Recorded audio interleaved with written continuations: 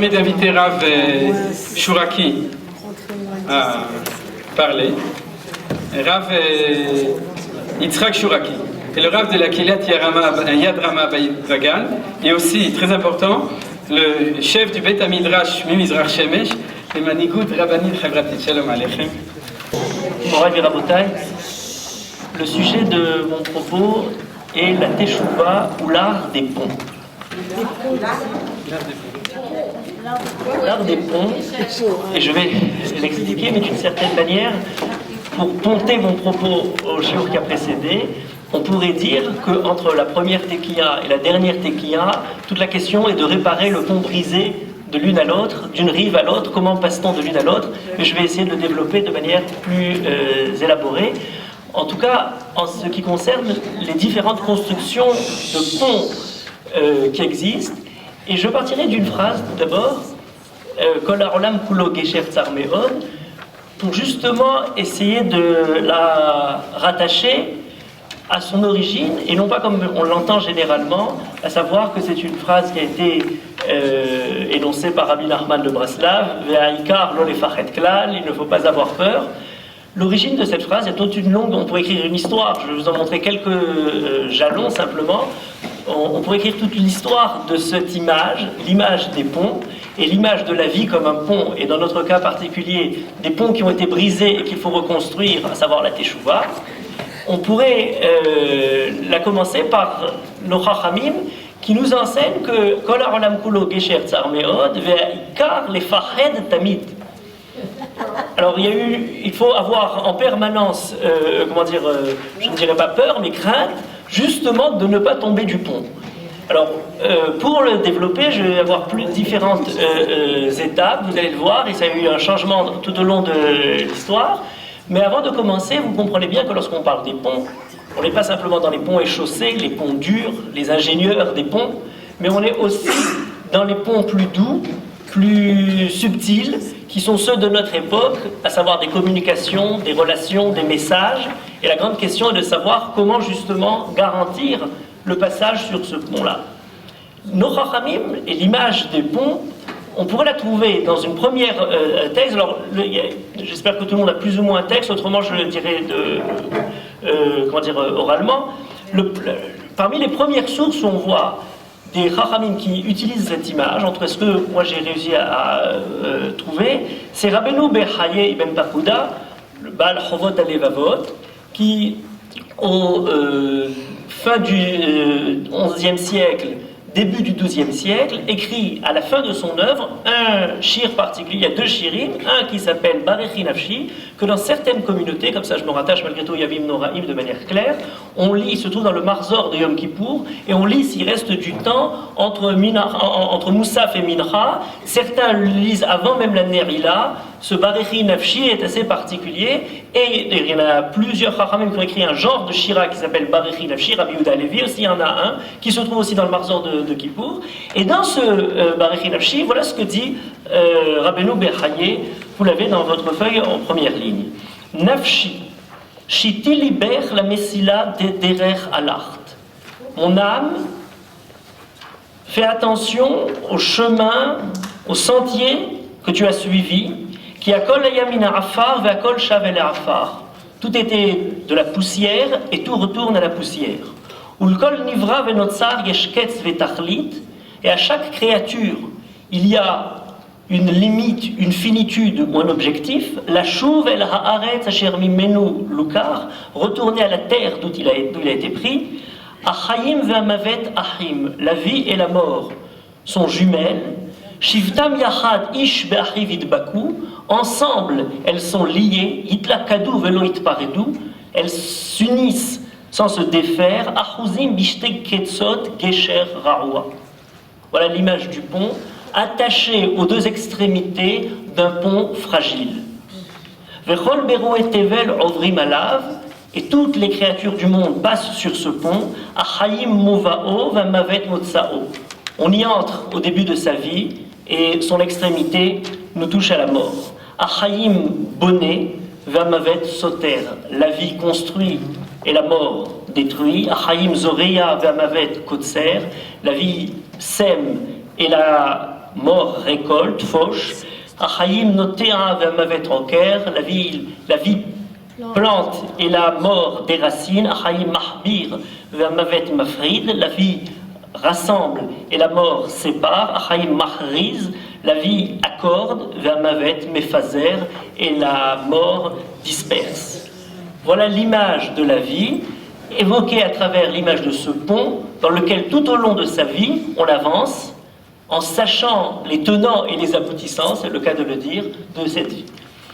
Cette image-là, je l'évoque à travers Rabbeinu Behaye ben Pakuda, mais elle est évoquée presque à la même époque, un tout petit peu avant, et il semblerait que c'est le premier dans la Shira ivri, dans la poésie juive, qui est rentré cette image-là, c'est Rabbi Shlomo ben Gvirol. Rabbi Shlomo ben Gvirol est peut-être le sommet de la poésie juive, mort très jeune, n'a pas touché l'âge des 30 ans, et pourtant une œuvre extraordinaire, à la fois au niveau de la Shira, au niveau de la philosophie et au niveau du Moussar. Et vous allez voir que tout ce propos qui se base sur cette image-là, comme toute poésie, prend source dans des images, mais a une vocation profonde de morale, et Rabbi Shlomo ben Gvirol a écrit 2 œuvres profondes, entièrement liées autour de cette idée-là, dans l'aspect moral de la chose.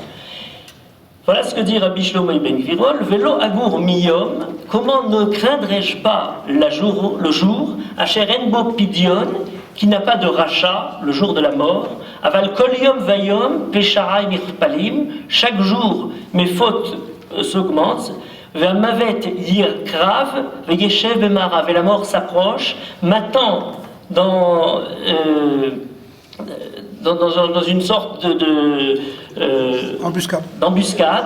Vegam tsarir verav, à la fois les jeunes et les anciens, bemich marto noflim, dans ce filet tombent. Verolam ze edrosh, comment demanderai-je, c'est sous la forme de l'interrogation, comment demanderai-je, chercherai-je ce monde, asher mitko merosh, dont la douceur est une eau amère, ve'acharito lishrosh, et dont la fin est d'être déraciné, ou mahmadav kalim, ses délices sont éphémères, vesimchato evel, sa joie est un deuil, chemdato hevel, sa volupté est un souffle, vain, keretz yavesh navel, comme un arbre sec, il flétrit, venadaf ke'alim, balayé comme des feuilles, ou kegesher nechshav, et qui est comme un pont, les valiers noshav, qui ne pas habité, dont on ne peut pas s'installer dessus, vechol over vashav kegerim nimshalim, et tous ceux qui passent sur ce pont ne sont que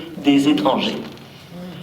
Voilà la même idée qui est encore évoquée dans ce côté dur, de morale, qu'on essaye de trouver dans la réflexion, dans le retour de la Teshuvah, le jour de Yom Kippour.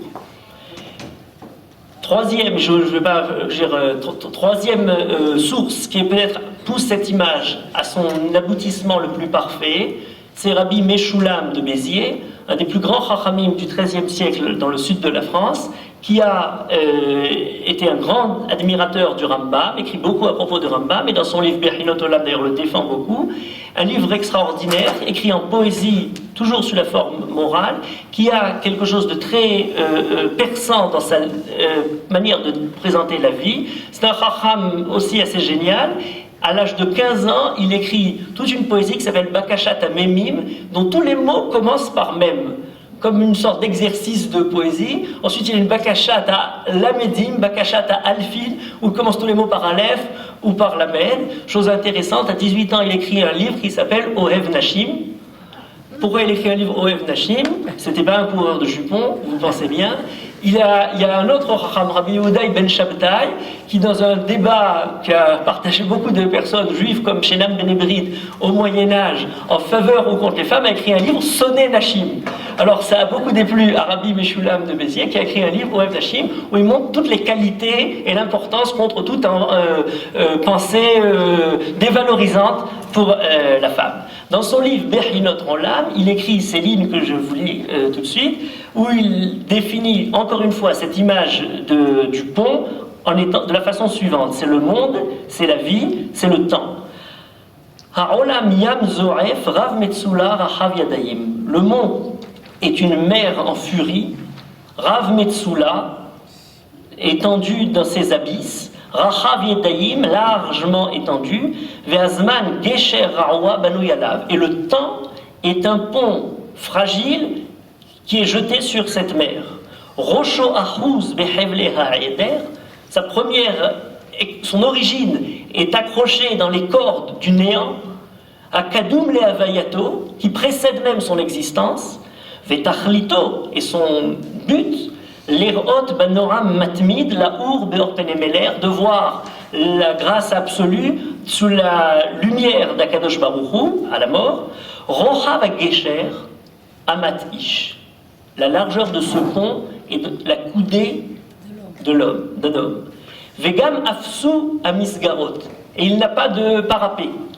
Veata Ben Adam, et toi homme, Al Kochacha Atachai, malgré toi tu vis, Rover Alav Tamid Miyom Yotra Leish, allant sur ce pont du jour où tu étais un homme, Beabitecha Kotser Amasloul, en voyant l'étroitesse de ce chemin, Ve'enderer Lintot Yamin Usmol, Hatit Pa'er Beyad Vashem, peux-tu t'enorgueillir de ta gloire et de ta force, Beatzitsecha Avadon, ou Mavet, Lecha Choma Mimilcha Usmolam, en voyant la mort et les abîmes qui te guettent à ta droite ou à ta gauche, Aya Amod Libra, Atehezakna Yadecha, est-ce que ton cœur va supporter, est-ce que ta main aura la force de continuer? Et lorsque tu te glorifies de toutes les possessions, de tout ce que tu as amassé, Bizroa Hasafto, de ta force, tu as dévoilé, Bikashto Bekashtecha, tu as réussi à trouver par ton arc, Vetered les Rishto Berichtecha, et que tu arrives à hériter dans ton filet, Mataras, Lizrafayam, que feras-tu dans cette mer en tempête, Vahamono, et ces vagues qui garagent quand elles bouillonnent, Veshataf, Veravar, et déferlent, se répandent, ou Bet Malonra, Afoui, Chachev, les Chavers, et ta demeure dans ce monde risque elle aussi d'être détruite.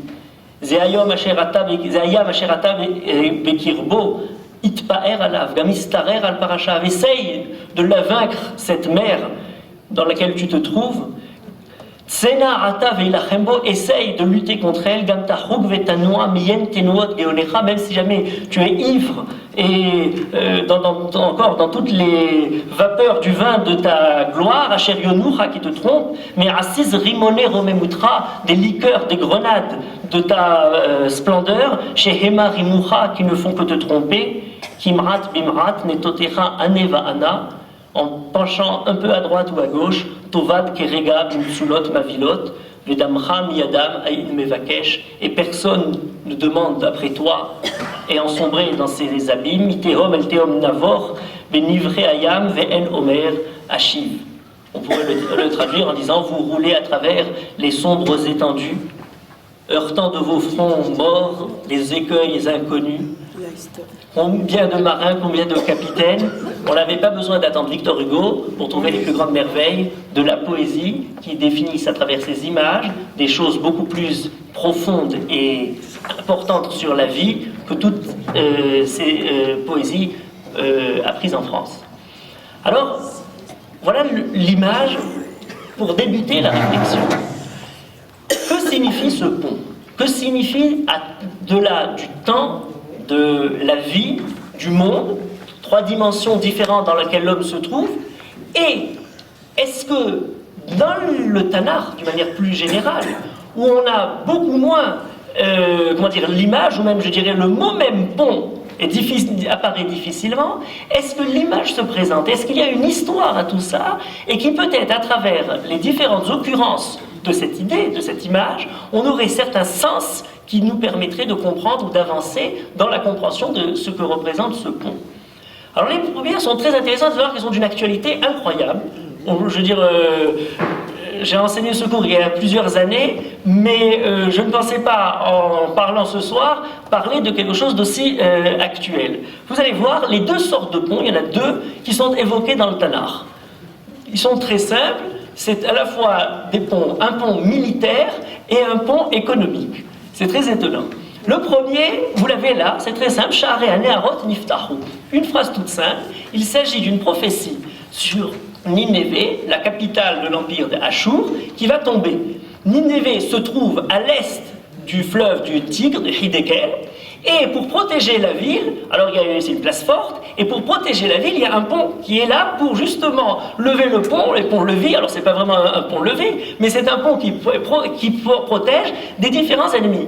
Quand le Navi, Nahum, veut définir la chute de Nineveh, il y a toute une longue description, et entre autres, on dit les ennemis sont arrivés, Sha'arei haneharot niftahu, les portes du fleuve sont ouvertes, c'est-à-dire que le pont a été forcé, les ennemis sont arrivés, et donc la porte de la ville qui donne sur le fleuve a été forcée, la ville va tomber. Première sorte de pont très dur, c'est les ponts militaires. On a besoin d'un pont justement pour protéger. Remarquez qu'en français, lorsqu'on parle de rive, il y a des riverains, des gens qui habitent de chaque côté de la rive, mais il y a aussi des rivaux. Et c'est le même mot. On habite chacun d'un côté ou de l'autre, et par la rive qui nous sépare, on est là dans une lutte, dans une guerre. Lorsque on a voulu, un des hauts lieux de la Haganah, en juin 1946, c'est l'El Kolag Sharim. 11 ponts ont été minés et ont sauté de telle façon à isoler le mandat britannique en Israël de tous ses ravitaillements, toutes les frontières du pays. Lorsqu'il s'agit de passer une frontière naturelle, alors je ne vous parlerai pas du pont d'Arcole, mais pour rester proche d'Israël, il s'agit de passer d'une frontière naturelle, on avait Tzlihat Ata'ala, passer le canal de Suez. Et là, c'est des ponts d'un autre, un peu moins dur, puisqu'il s'agit de ponts provisoires qu'on trace avec le passage lui-même.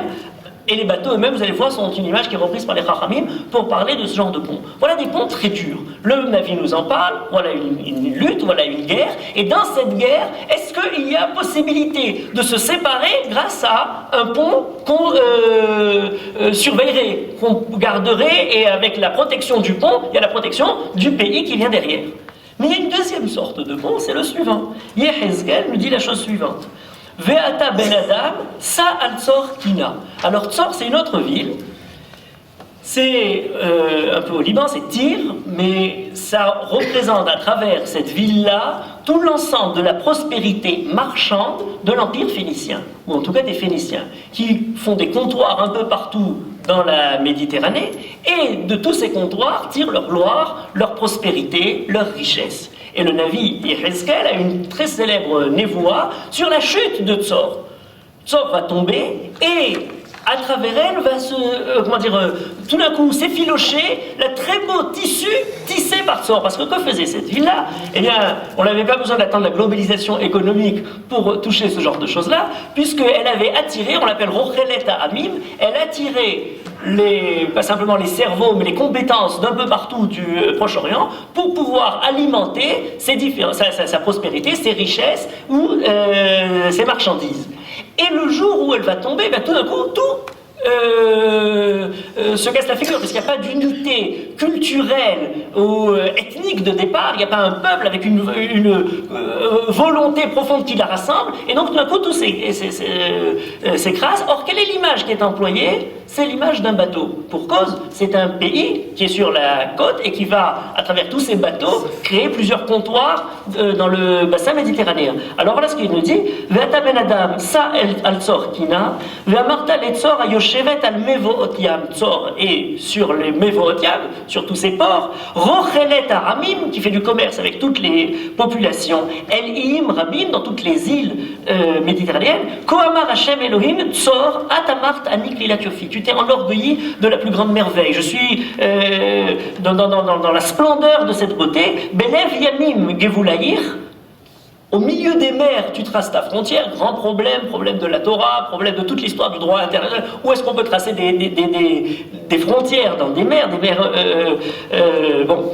Alors, Bonaïr Kalelou Yofier, tous ceux qui t'ont construit dans la plus grande beauté. Comment?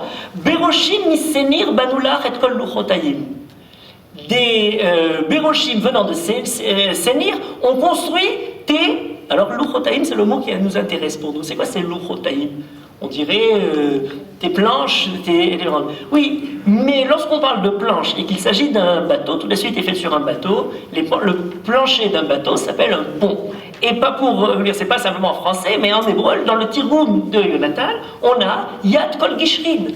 Tout est pont. Et pour cause, le bateau est décrit par le Navi comme étant un pont qui se promène avec le bateau lui-même et qui nous permet de passer d'un côté à l'autre. Mais cette fois-ci, le pont est un pont économique. C'est plus du tout les soldats qui défendent la ville, au contraire, c'est la possibilité de faire commerce un peu partout. Et là, on a quelque chose de fabuleux. Pourquoi je vous ai dit c'est tellement d'actualité? Pour une raison simple, je ne sais pas si vous avez remarqué que sur tous les billets des euros, tous les euros ont un pont différent sur chaque billet. Quelle que soit la valeur du billet, il y a un pont comme ça, fameux, qui est dessus. Et c'est très intéressant pour quelle raison? Pour la raison suivante. C'est qu'il n'y a pas si longtemps encore, ici, quelqu'un disait on va résoudre tous les conflits militaires, c'était le premier sort de pont, par une solution miracle, c'est une grande confrérie économique, à l'image de l'Union européenne, qui se réunirait par l'économie, par la prospérité, par la croissance, etc. On va pouvoir résoudre tous les problèmes. C'est le pont qu'on va pouvoir dresser entre différents, dans des situations difficiles dans lesquelles on se trouve. Et il y a des gens qui l'ont mis en pratique, et ça s'appelle l'Union européenne. Ils ont des euros en disant on va pouvoir réunir tous ces peuples-là à travers justement par la monnaie commune, par toutes ces choses-là, on va pouvoir faire un grand pont qui rassemble tout le monde. Et aujourd'hui, mais j'y reviens ça, le pont au sens premier, au sens dur du terme, passer le pont, c'est justement passer, alors il y a un pont qui sépare l'Asie de l'Europe, au-dessus du Bosphore, il y a des gens qui essayent justement de différentes façons, par bateau ou autre, de justement pénétrer. Et toute la question actuelle, c'est est-ce que ce rêve d'un pont qui relierait les peuples à travers, la monnaie ou les échanges économiques est quelque chose qui va pouvoir relever le défi de l'union entre les hommes? On en est très loin. On est profondément embourbé dans les marais sur lesquels ce pont avait pour vocation d'être dressé. Voilà deux images du pont. Alors on n'est pas encore dans la Teshuvah, on n'a pas quelque chose de moral, c'est simplement la description des Nevi'im, c'est-à-dire le regard juif des Nevi'im sur les peuples qui nous entourent. On parlait de Nineveh, on parle de Tyr, de Tsor, mais enfin on n'est pas tellement loin d'une situation qui n'a pas tellement changé. On nous dit Nevoa Shemitzrecha Ledorot Nirteva. Voilà, jusque dans leurs images, les Nevi'im nous apportent un éclairage sur la situation dans laquelle nous nous trouvons. Mais bien entendu, vous imaginez bien qu'entre l'économie et le côté militaire, on a d'autres choses beaucoup plus intéressantes à dire au niveau juif dans les élévations morales, et ces ponts-là sont là pour nous élever à d'autres niveaux. Alors, on pourrait aller, disons, voilà, pour passer, juste pour vous donner les sommets qu'on atteint, puis après on reviendra sur quelque chose de beaucoup plus proche. On était là dans quelque chose de terriblement, je ne dirais pas terre à terre, mais en tout cas jeté sur les mers, mais humain, universel. On a d'autres ponts et toute une littérature juive fondée sur ces ponts-là. Vous avez un midrash que j'ai mis sur la feuille, mais on peut en apporter énormément parce qu'il y a toute une littérature qui s'appelle Sifrut HaEchalot de Kabbalah, où on décrit ce qui se passe dans les mondes supérieurs. Alors je vous dis juste l'idée parce que ce serait vraiment trop long et c'est pas dans notre. C'est juste pour vous donner une intuition de ce qui se passe. On nous décrit tous les anges dans le ciel, les différentes descriptions du Kisei HaKavod, du trône divin d'Akadosh Baruch Hu. Mais la chose intéressante, c'est quelle est l'image qui est employée pour parler de ce qui relie, là où les anges passent, pour passer devant Akadosh Baruch Hu et descendre de monde en monde. Il y a aussi des ponts qui sont là, et des Gisharim, c'est écrit dans un Midrash, et c'est repris très longuement, avec des descriptions extrêmement détaillées de ces différents ponts. Quelle distance de l'un à l'autre, quelles sont les différentes sortes, modalités de ponts. Pour une raison toute simple, c'est qu'au lieu de ces ponts terrestres et belliqueux ou économiques, on a des ponts beaucoup plus intéressants qui rattachent le monde matériel, physique, la Terre, l'univers créé avec les mondes supérieurs d'Akadosh Baruch Hu. Et c'est une sorte de pont, et bien entendu, on en a de manière très simple d'ailleurs, noir sur blanc dans la Torah, puisque lorsqu'on décrit Yaakov Avinu qui voit le lien entre la terre et Sha'ar HaShamayim, il y a un pont qu'on appelle Sulam, Mutza Barza, Verosho Magia HaShamayim, c'est quelque chose de totalement immédiat et évident. Et plus que ça, la description même du Am Israël, à l'image des anges qui font le lien entre Akadosh Baruch Hu et le monde réel, le Am Israël lui-même est décrit par certains Chachamim, lorsqu'on parle de Am Segula, qu'il ressemble aux anges par le fait de pouvoir faire lui aussi les liens entre les mondes supérieurs et les mondes terrestres. Et d'ailleurs, je pourrais dire que le mot pontife, Mamlechet Kohanim, si on le traduisait simplement en français, veut dire rien d'autre que celui qui dresse un pont. Le pontife est celui qui dresse un pont entre les fidèles, etc. Alors si c'est, les Havdil, je dirais pontife Maximus si c'est Aaron pour la Avodazara, les Havdil Elef Avdalot, le Am Israël Mamlechet Kohanim est ceux qui dressent justement un pont entre le monde dans lequel nous sommes et Akadosh Baruch Hu. Ça va tellement loin que les Chachamim relèvent même, et là vous l'avez dans le Midrash Bereshit Rabbah, Yaakov, qui passe le Ma'avar Yabok pour ramener en Israël sa famille et qui va rechercher les petits ustensiles qu'il avait laissés de l'autre côté et qui est décrit par le Midrash Narasa Yaakov Ke Gachar. Il s'est fait pontife, au sens premier de la chose, puisqu'il a fait le lien d'une rive à l'autre pour essayer de faire passer l'un après l'autre toute sa famille. Et à travers ça, les Chachamim nous disent, le fait de faire un pont, c'est plus simplement, alors on quitte les hauteurs et les, cimes sublimes des mondes divins, mais revenons sur notre monde plus terrestre, le rôle de Yaakov est justement de faire le pont pour pouvoir faire rentrer en Israël ce qui se trouvait, ce qu'il a développé, ce qui a fructifié en Chutzala Haaretz, chez Lavan, et le rôle du peuple juif est de passer un autre pont. Alors cette fois-ci, je veux dire, ça sera pour le public qui se trouve ici, peut-être la Méditerranée, ou d'autres façons de pouvoir arriver à rentrer en Israël et faire le pont entre toutes les différentes étincelles perdues tout au long dans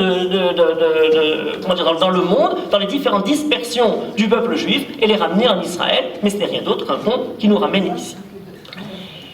Mais il y a quelque chose d'autre.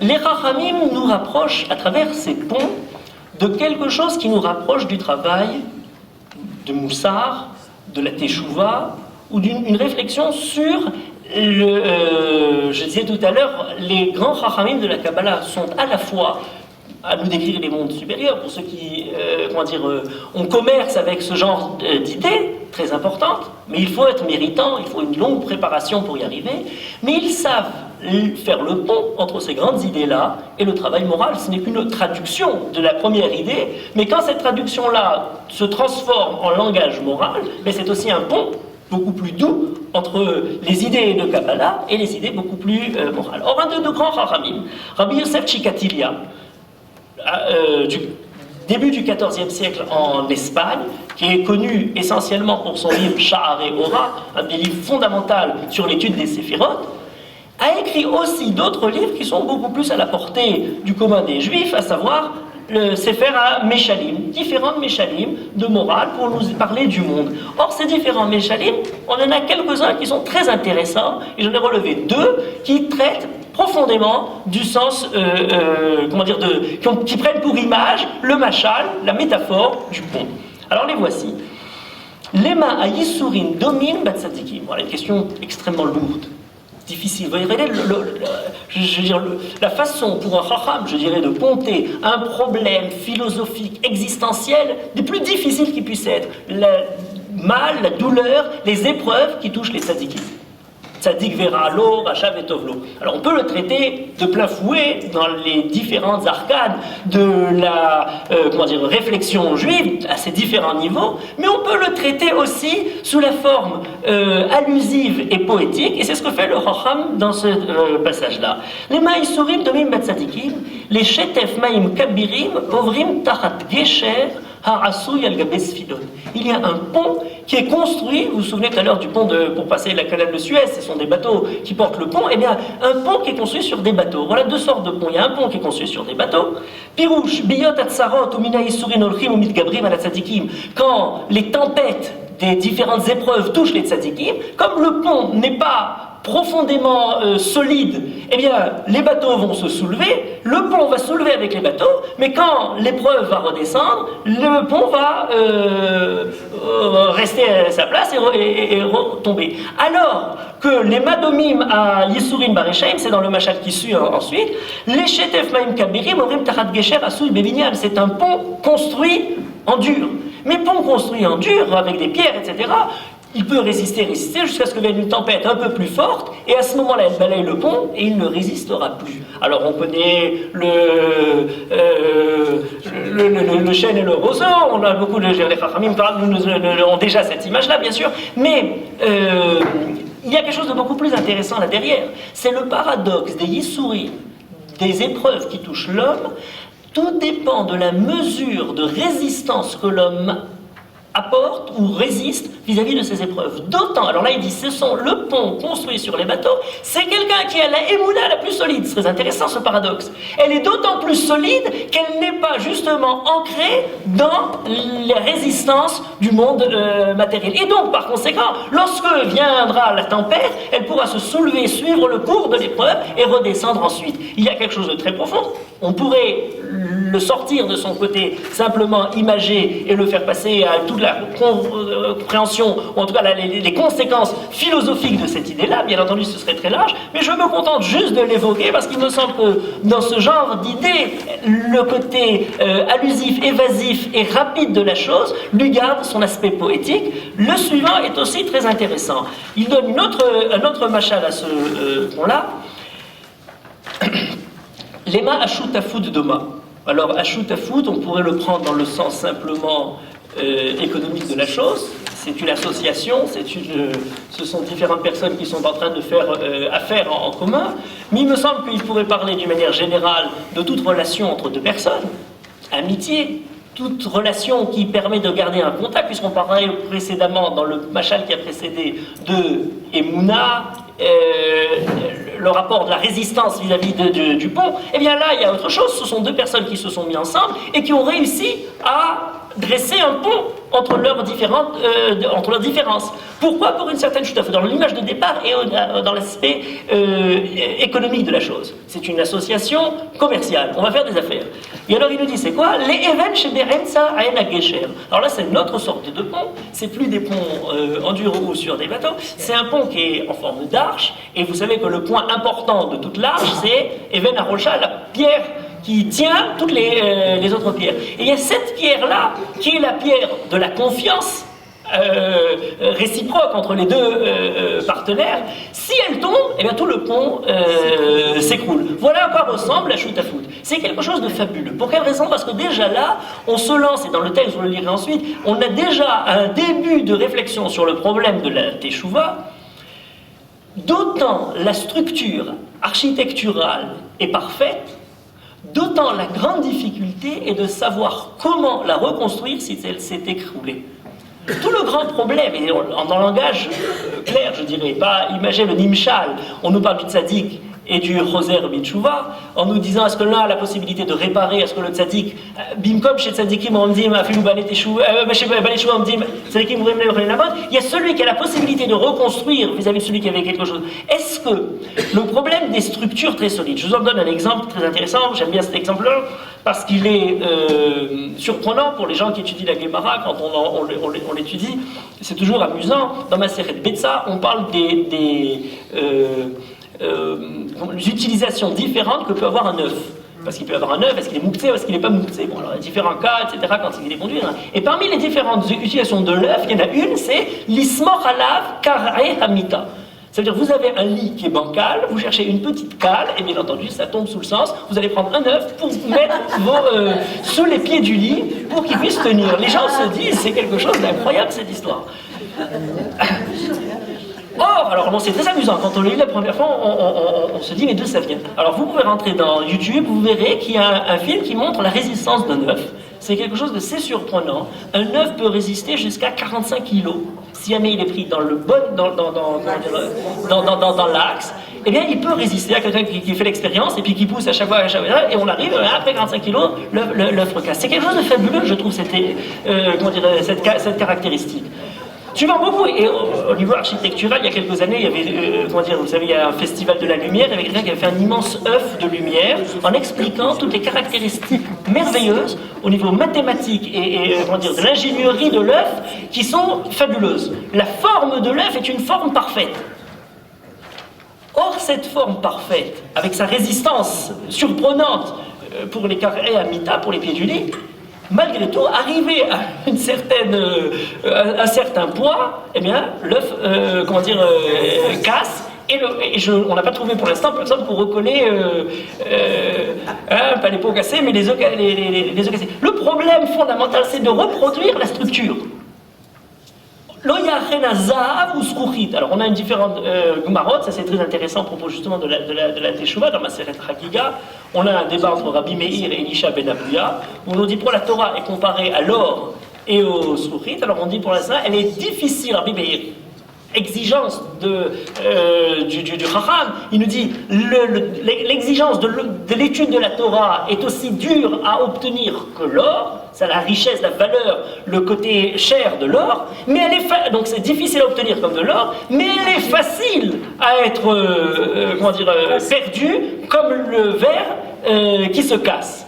Ce à quoi répond Elisha ben Abuya, donc difficulté de l'enseignement, difficulté de retenir, de garder, de conserver la Torah, c'est parfait. Et puis on a après Elisha ben Abuya qui dit, oui, mais ton maître, Rabbi Akiva, avait un enseignement plus profond sur ce passage-là. On sait que la seule utilité pour nous de Elisha ben Abuya, c'est de conserver des massorotes qui l'ont précédé. Maintenant, cette massorote non seulement l'a précédé, mais l'intéresse en particulier, parce qu'il dit non, il est écrit là, Zahav Kesef, Zahav ou Zruchit, on parle de Zruchit et de Zahav, pour dire la chose suivante. À la différence par exemple, du cristal, l'or et le verre, même s'ils ont été corrompus, abîmés ou cassés, il est possible, par la chaleur, de les reconstituer. Alors que si on prenait certains, comme le cristal, le bédollar, c'est quelque chose qui ne pourra pas. De la même manière, le Talmid Chacham, même s'il nous sarah, et puis là il y a quelque chose de personnel dans cet enseignement, c'est Rabbi Akiva, mais même si au Sarah, il a une takana, on peut malgré tout le récupérer. C'est pas comme le verre qui se casse, quelque chose de fabuleux. Est-ce que l'image qui nous touche lorsqu'on parle justement de l'œuf qui casse, du verre qui est en train de se casser, ou du pont qui est en train de se briser, c'est ce dont nous parle ce rapport humain, est-ce que c'est l'image fondamentale de la brisure qui reste pour nous, ou le rêve de la possibilité de se reconstruire? Peut-être d'autant la structure était complexe au départ, d'autant la difficulté pour nous de la reprendre. Et tout le problème de la Teshuvah, et pour ça j'ai appelé ça l'art des ponts, c'est de savoir comment reconstruire ce genre de pont. Alors pour en parler, pour voir comment reconstruire, je vous dis juste l'idée rapidement, parce que ça prendrait encore beaucoup de temps, mais je vous donne l'idée rapidement. C'est à ce point important, cette image du pont. Deux idées. Une, vous l'avez sous les yeux, et l'autre oralement. La première sous les yeux, c'est le Perek Babé Badekin. On nous dit Atshosha Devarim Lachem Méthode Beshat Liddan. Dans Maseret Shabbat, on le lit tous les vendredis. Voici les 3 fautes pour lesquelles les femmes meurent et on voit la pire des fautes. Bon, alors les Chachamim qui sont toujours très à la recherche de la justice, ou en tout cas de l'égalité au niveau de la réflexion sur le problème, pose la question, et qu'est-ce qui se passe pour les hommes? 3 moments pour lesquels on juge les femmes, et qu'est-ce qui se passe? Alors pour les hommes, c'est beaucoup plus complexe, c'est beaucoup plus difficile d'ailleurs. À chaque fois, la Gemara répond, à chaque fois où ils passent sur un pont, à ce moment-là, ils sont en Nivdakim, c'est un test, est-ce que le pont va casser ou va pas casser, et c'est à ce moment-là que le pont... Alors il faut passer sous le pont pour, c'est la manière de mourir, c'est pas au moment où elle Béchat Lidtal, au moment où elle est... Alors on dit, la Gemara dit non, Gesharim ou Keren Geshrim, ou l'équivalent d'un pont. Ce qui montre déjà que les Chachamim avaient la largesse des ponts potentiels possibles qui se trouvaient. Mais en fait, à chaque fois où l'homme passe sur un pont ou sur quelque chose qui le fait quitter le côté stable de la première rive pour arriver à celle qui suit, là, la question profonde, c'est est-ce qu'il a la force de subsister? Est-ce qu'il a la force de continuer? Vous allez voir tout de suite, je vais donner quelques images qui vous, assez édifiantes sur justement le problème de la résistance de tous ces ponts.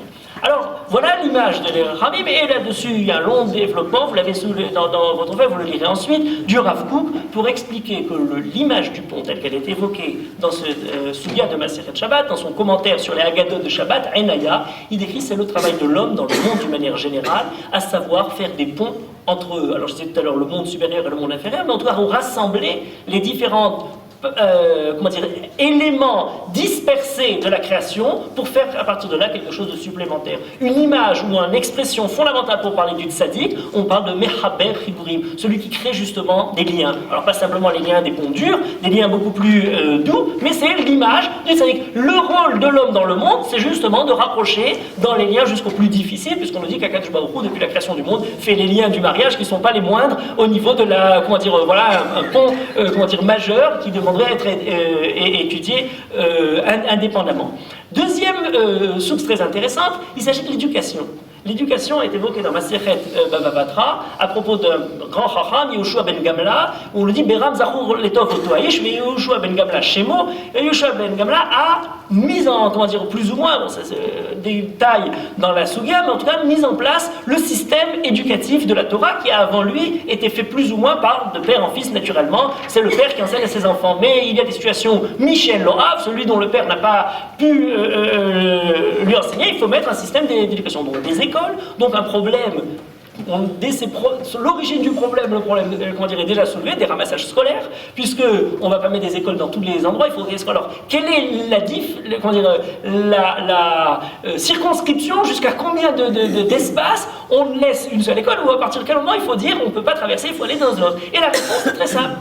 On en met dans chaque pélère, sauf si jamais il y a une rivière qui traverse d'un côté à l'autre. On ne peut pas demander aux enfants de traverser la rivière. Donc, tant qu'on est séparés et qu'il n'y a pas de rivière, on peut, à moins qu'il y ait un pont. Alors, s'il y a un pont, on peut leur demander de traverser. Mais à une condition, c'est que ce pont-là ne soit pas, un pont branlant qui est en train de break-ballant. C'est quelque chose trop dangereux pour les enfants. Voilà plus ou moins. Enfin, il y a un long débat encore de halakha, mais l'image qui est derrière. Or, c'est tellement merveilleux cette idée-là. Est-ce qu'à travers cette image du pont que les enfants doivent traverser, est-ce qu'il n'y a pas toute l'image de l'éducation dans le fond du travail éducatif, à savoir justement de dresser le pont qui va permettre aux enfants de continuer ce pont dont on parlait tout à l'heure, à travers Rabbi Shlomo Ibn Gvirol, à travers Rabbeinu Bachye dans la poésie juive du Moyen-Âge. Mais c'est le sens même de l'éducation. Vous voyez que les Chachamim déjà avaient le pont comme image de tout le travail, pas simplement éducatif, mais de la vie de l'homme sur laquelle il se promène tout au long de sa vie. Mais il y a encore d'autres ponts, et je veux, à travers ces ponts-là, plus ou moins, donner des dernières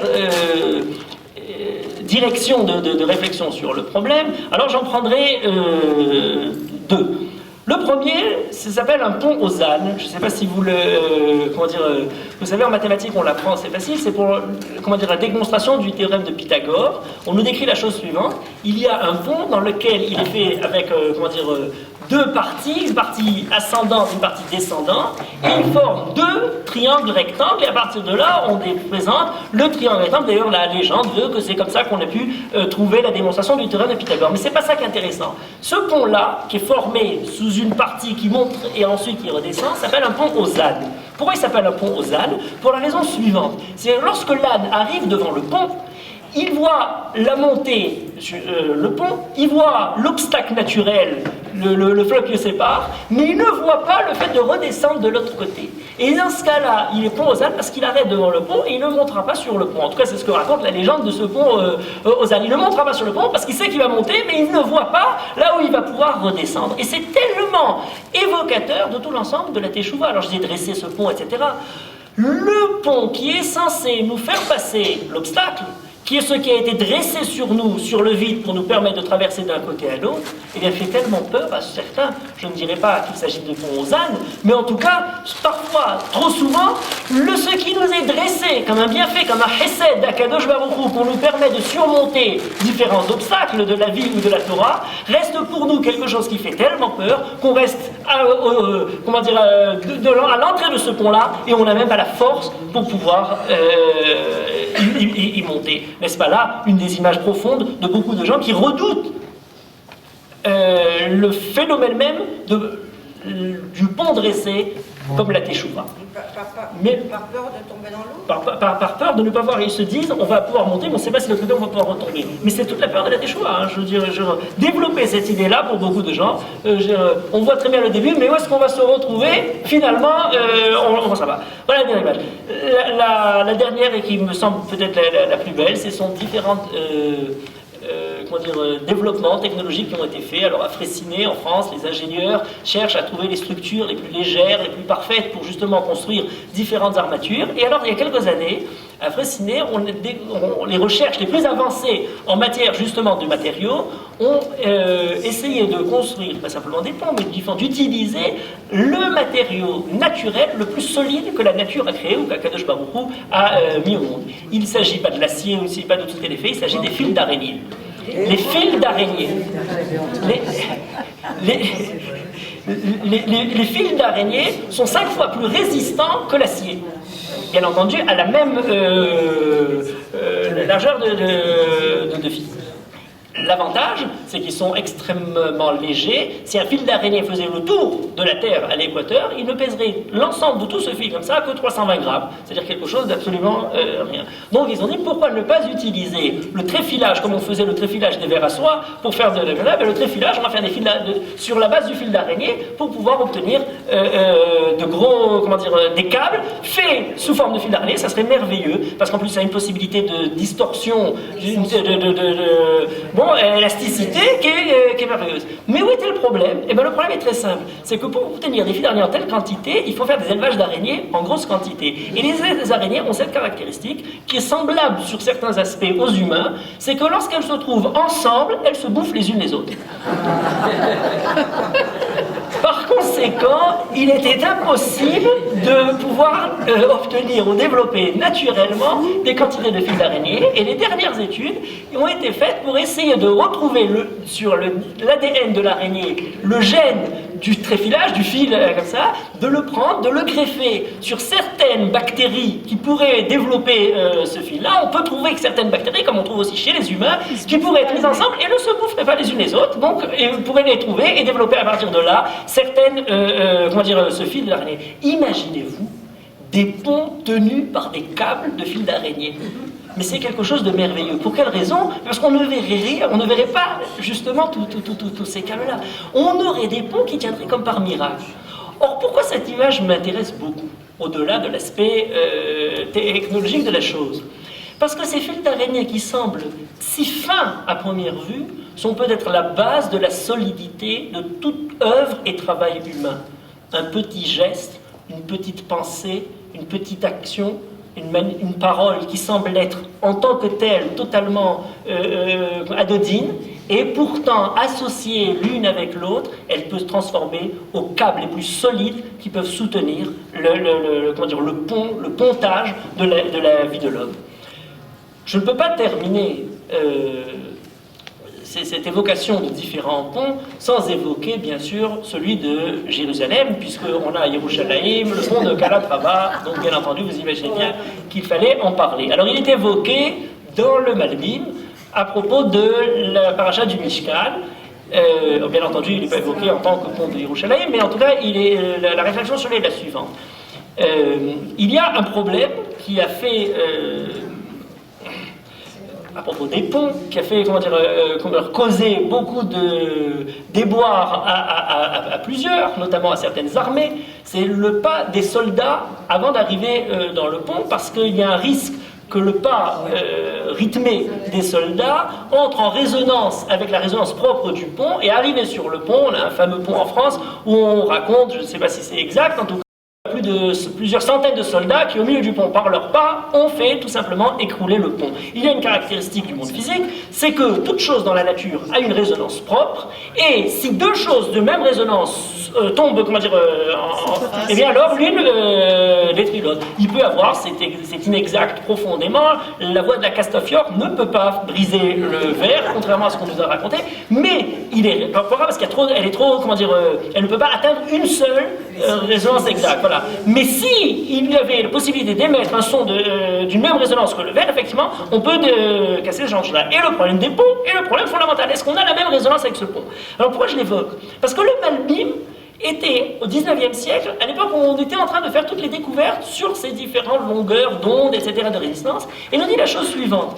Le rapport de l'homme avec Akadosh Baruch Hu, il parle du Mishkan et le Mishkan de Akadosh Baruch Hu, est comme deux violons qui sont fondés l'un sur l'autre, à savoir d'une même résistance. Alors ici, c'est très étonnant. On peut rentrer dans on dirait dans la chambre d'un maître qui construit des fabricants de violons, et luthier, et dans la boutique du luthier, dans son atelier, on peut jouer sur un violon, mais si le second a exactement la même résonance que le premier, eh bien, il peut se mettre à jouer sans qu'on ait même touché ses cordes. Ces cordes, en jouant sur un violon, vont être, résonner sur le violon d'à côté. C'est quelque chose de totalement surprenant. Et nous dit le Malbim, mais c'est tout le travail de l'homme sur terre.